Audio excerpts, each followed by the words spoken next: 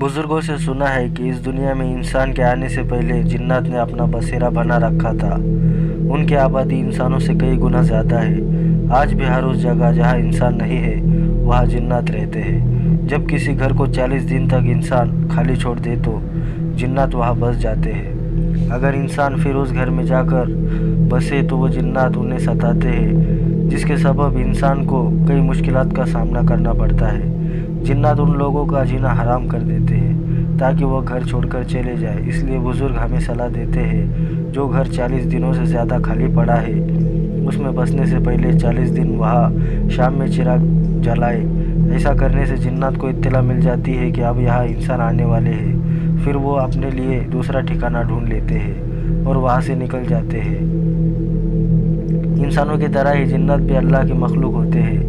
उनके भी परिवार होते हैं। वो भी अपने बाल बच्चों के साथ मिलजुल कर ज़िंदगी गुजारते हैं, मगर रोशनी से जिन्नात घबराते हैं। अंधेरों में रहते हैं। जिस जगह हमेशा अंधेरा रहता है जिन्नात उस जगह पर अपना कब्जा जमा लेते हैं। वो अपने बाल बच्चों के साथ हंसी खुशी ज़िंदगी गुजारते हैं। उनके बच्चे हमारे बच्चों की तरह मौज और खेलकूद करते हैं। जब हम अचानक वहाँ चले जाते हैं तो हमारे जाने से उनके उठने बैठने सोने जागने और आराम में खलल पड़ता है, तो वो हमें वहाँ से निकालने के लिए डराते हैं और हमें धमकाते हैं। हमने सुना है कि जिन्नात सिर्फ ज़मीन पर ही नहीं बल्कि दूसरे सैयारों पर भी बसते हैं। वो इस ज़मीन पर बसने से पहले दूसरे सैयारों पर आबाद रहकर काफ़ी तरक्की कर चुके हैं। साइंस में भी हमसे बहुत ज़्यादा आगे निकल चुके हैं। वो उड़न तश्तरियों के ज़रिए सारी कायनात के चक्कर लगाते रहते हैं। अक्सर रातों में वो हमारी ज़मीन पर भी मालूमाती काम से आते जाते रहते हैं। अगर उन्हें कोई अकेला इंसान उन्हें कहीं मिल जाता है तो उसे पकड़ कर ले जाते हैं।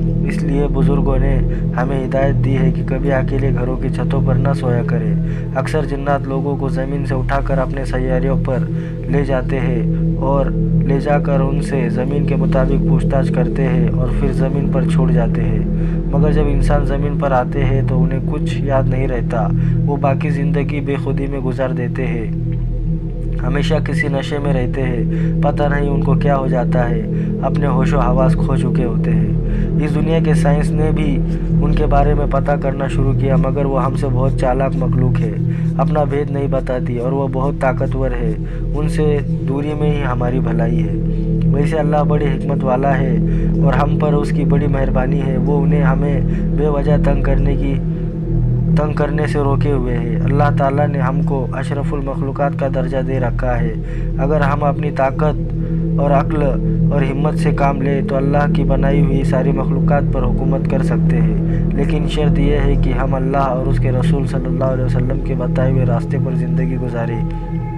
अल्लाह ने हमारी रहनुमाई के लिए कुरान शरीफ अता किया है। इसे पढ़कर समझे तो सारे आलम पर हुकूमत करने का राज इसी में पोशीदा है। अगर हमने कुरान शरीफ को समझकर पढ़ना शुरू कर दिया तो अल्लाह हमसे खुश होगा।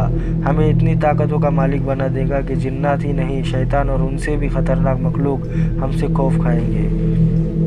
हमारा बाल भी बाका नहीं कर सकेंगे। जिन्नातों में भी अच्छे और बुरे जिन्नात होते हैं। अच्छे जिन्नात इंसानों से दोस्ती करना पसंद करते हैं और वो अक्सर हमारी इबादत गाहों में आकर नमाज अदा करते हैं। इसलिए बताया जाता है कि रात में कहीं भी रास्ते में ऐसे न सोया करे कि दूसरी मखलूक को आने जाने में रुकावट बने, वरना वो गुस्सा होकर बहुत सी तकलीफ़ पहुंचा सकते हैं। वैसे बिना वजह किसी इंसान को सताने या तकलीफ़ देने की इजाज़त अल्लाह ने उन्हें नहीं दी है। जिन्नात बहुत आसानी से अपना भेष बदल सकते हैं। वो जिस तरह चाहे अपने को बदल सकते हैं और बहुत ही आसानी के साथ हज़ारों मील का सफ़र तय कर सकते हैं और वो दुनिया की हर ज़बान समझ और बोल सकते हैं। उन्हें अल्लाह पाक ने इतनी सारी ताकतें अता कर रखी है, जबकि एक इंसान इतनी ताकत नहीं रखता। मगर अल्लाह ने प्यारे बंदों में कुछ इंसान जो अल्लाह के हुक्म की पूरी पाबंदी करते हैं, अल्लाह ने उन्हें जिन्नात तो क्या कायनात के हर मखलूक पर फतह हासिल करने की कुव्वत और ताकत दे देता है। ये जिन्नात को भी इंसान का फरमाबरदार बना देते हैं। शर्त यह है कि अल्लाह की रज़ा हासिल कर ले। जो अल्लाह की रज़ा हासिल कर लेता है अल्लाह उन्हें सारी ताकतें अता कर देता है। इन्हीं लोगों को हम अल्लाह के वली कहते हैं। हम इंसानों में आज भी कुछ इंसान अपने आप को आमिल कहकर जिन्नात उतारते हैं और भारी भारी रकम तलब करते हैं। वो ख़ुद को जिन्नात को मुट्ठी में लेने की अमलियात के माहिर बताते हैं, मगर जहाँ तक कि हमारी मालूमात है اس کے مطابق اگر کوئی انسان جن کو قابو میں کر لیتا ہے تو وہ عام انسانوں سے کچھ کیوں مانگے گا، بلکہ وہ جن سے مانگے گا۔ جن انہیں وہ سب کچھ لا کر دے گا جس کی انہیں ضرورت ہے، تو ان کو ہم سے پیسے لینے کی کیا ضرورت ہے؟ ہم نے جنات کو اپنے قابو میں لینے کے بارے میں بھی سنا ہے۔ اس کے لیے قرآن پاک میں کچھ مخصوص آیات کے ورد کرنے کا کچھ خاص طریقہ ہے، کچھ خاص شرط اور پرہیز بھی واجب ہے۔ یہ ہر کسی کے بس کی بات نہیں ہوتی ہے وہ جنات کو اپنے قابو میں کر سکے۔ جو کوئی اسے اپنا تابعدار بنا لیتا ہے تبھی اسے کئی مشکل کا سامنا کرنا پڑتا ہے۔